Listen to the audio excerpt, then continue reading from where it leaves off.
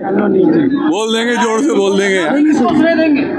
मैं सबसे पहले तो अपने शीर्ष नेतृत्व को, आदरणीय मोदी जी, झांसी की प्रिय जनता को और विशेष रूप से मेरे सारे देवतुल्य कार्यकर्ताओं को, भाजपा के एक एक कार्यकर्ता ने, हमारे अध्यक्षों की, हमारे सारे जनप्रतिनिधियों के साथ में मिलके जो पिछला इतना लंबा, इतना ऐतिहासिक चुनाव हुआ है, इस देश में कभी इतना लंबा चुनाव नहीं हुआ मेरे ख्याल से, और इन सब को मैं श्रेय देना चाहूँगा।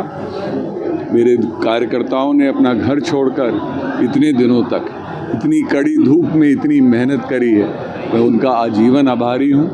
मैं अपनी जनता का आभारी हूँ कि उन्होंने एक बार फिर से उन्हें एक ऐतिहासिक जीत हमको दिलाई है, जब इतनी विषम परिस्थितियों में 1 लाख के आसपास की हमारी जीत हुई है। और मैं जनता के इस विश्वास को आगे हमेशा सर्वप्रिय मानता हूं और इस विश्वास को आगे लेकर हम इनके साथ मिलकर झांसी को एक बहुत श्रेष्ठ और प्रथम जिला यूपी के बनाने की कोशिश करेंगे। कड़ा मुकाबला रहा, झांसी में भी काफी कड़ा मुकाबला, क्या करो मानते हैं? ये एक तो मैं मानता हूं क्योंकि वोटिंग परसेंटेज कम रहा, वोटिंग परसेंटेज की वजह से 4-5% में, और जब लोगों को ऐसा लगने कभी कभी लगता है कि हमारी जीत सुनिश्चित है, तो बहुत सारे हमारे वोटर्स इतनी कड़ी धूप में नहीं निकले, और ये कारण रहा है। दूसरा कारण ये भी रहता है कि ऐसे में जब लंबा चुनाव होने लगता है तो विपक्ष को एक मौका मिल गया बहुत सारी अफवाहें फैलाने का, और हमारे भोले भाले लोगों ने कुछ अफवाहों में विश्वास किया। हम लोगों ने बहुत कोशिश करी कि ये अफवाहें नहीं ऐसी फैलाई जाए, और मैं लोगों को, अपने देश के लोगों को, अपने क्षेत्र के लोगों को ये विश्वास दिलाता हूँ कि संविधान में जो हमने कहा है कि सबको आरक्षण मिलेगा, जो आज मिलता आया है वो हर बार बरकरार ही रहेगा। अगले 5 साल में झांसी कमेंट्स होते रहे, क्या कहना चाहिए उन विपक्षियों को जो आप पे लगातार प्रतिक्रिया करते रहे? ये बहुत छोटी सोच से निकलते हैं। जब आप छोटी राजनीति करते हैं तो आपको ऐसे परिणाम मिल जाते हैं। लोगों को विश्वास, ये राष्ट्र का चुनाव है, और जिन लोगों को हारने की आदत हो चुकी है उनको जनता भी बता देती है। अगले 5 साल में झांसी ललित को क्या अपेक्षा है? मेरे बहुत सारी आशाएं हैं, हमारे लोगों की बहुत सारी आशाएं हैं। विशेष रूप से झांसी में जो अभी हमने कुछ प्रोजेक्ट शुरू करे थे वो थोड़े से डिलेड चल रहे थे पानी के बारे में, तो उसको पूरा करना है।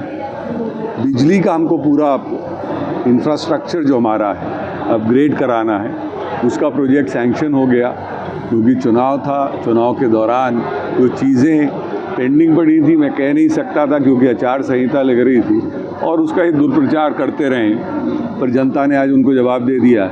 और ये सारी चीज़ें हम अपने क्षेत्र के लिए करेंगे, लोगों के लिए होना ज़रूरी है। मैं मानता हूँ कि प्राथमिकता स्वास्थ्य को, शिक्षा को, और ये जो रोज़ के जीवन की हमारी चीज़ें हैं, बिजली, पानी, इनको हम लोग प्राथमिकता लोगों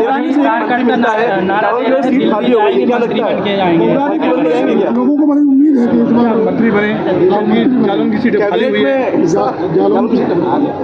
देखिए, मैं इस चीज़ों पे कमेंट नहीं करता। मैं अपनी देश की सेवा के लिए आया हूँ, मैं अपने जनता की सेवा के लिए आया हूँ। मेरा परिवार पिछले 80 साल से सेवा भाव से करता रहा है, और राजनीति हमारा कभी पेशा नहीं रहा। जैसे विपक्ष में कुछ लोगों का पेशा रहा है, उनसे कभी आप लोगों ने सवाल नहीं पूछा कि 33 लाख से मंत्री बनते 1.5 करोड़ इनकम कैसे हो गई थी। अनुराग शर्मा का पेशा नहीं है। अनुराग शर्मा इस राजनीति में इसलिए आए हैं क्योंकि मेरा भाव है कि हम सेवा करें लोगों की, शिक्षा दें लोगों को, आगे बढ़ाएं बुंदेलखंड के लोगों को। जी, मोरानीपुर का प्रश्न पत्र कमजोर रहा, क्या वजह है? मोरानीपुर में ये अफवाह बहुत ज़ोर शोर से बढ़ाई गई, लोगों को गलतफहमी और भ्रम फैलाया गया। मुझे हमेशा उनका स्नेह मिला है, आशीर्वाद मिला है, और मैं अपने को सौभाग्यशाली मानता हूँ कि जब मैं लोगों के घर में जा सकता हूँ, उनसे मिल सकता हूँ, माता बहनों के आशीर्वाद मिलता है, मेरे सर पे हाथ फेरती हैं, तो मैं अपना सौभाग्य मानता हूँ। मुझे आज भी उतना ही प्यार और श्रेय मिलता है और कड़ी मेहनत करूँगा मौरानीपुर वालों के लिए। सर, आप जिसे अफवाह कह रहे हैं, लेकिन प्रदेश में जनता ने उस अफवाह को हाथों हाथ लिया है, 45 सीटें मिली हैं गठबंधन। देखिए, क्योंकि अभी नहीं मिली, रिजल्ट आ जाने दीजिए, ये हम मान के चल रहे हैं, पर आप इस चीज़ में मान के चलिए, अफवाह तो अफवाह होती है। और जब मोदी जी जैसे दुनिया के सबसे लोकप्रिय नेता ये कह सकते हैं कि मैं अपनी जान दे दूंगा पर इस चीज़ पे हाथ नहीं लगाने दूंगा, और ये अफवाह फैलाई गई और बहुत बुरी तौर से फैलाई गई। लोगों को पता नहीं किस किस चीज़ के अलग अलग भ्रम फैलाई गई। तो आप लोग खुद ही रिपोर्टर्स हैं, आप लोग इतने इंटेलिजेंट लोग होते हैं, आप लोग खुद ही जाएंगे, आप लोग पता कर लेंगे, आपको बहुत सारी कहानियाँ सुनने को मिलेंगी। इसी के लिए नहीं, बहुत सारी चीज़ों पर अफवाह फैलाएगी। क्या ये मान के चलो कि मोदी जी को कमजोर हो चुका है? 40 के आसपास बीजेपी की सीटें दिखाई दे रही हैं, जो कि बहुमत से दूर है अकेले बीजेपी के।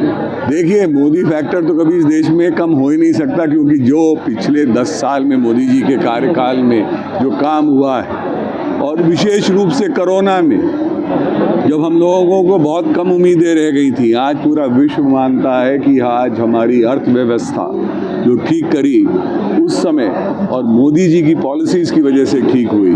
और ये ऐतिहासिक तीसरा टर्म है। कभी भी एक प्रधानमंत्री कभी पहले रहे हैं जिनको तीसरा टर्म मिला है, और मोदी जी ने हमेशा लोकतंत्र को, इस देश के संविधान को सर्वप्रिय माना है। और पहले प्रधानमंत्री ऐसे हैं जो सीढ़ियाँ चढ़ के अब उन्होंने मत्था टेका था पार्लियामेंट की अपनी सीढ़ियों।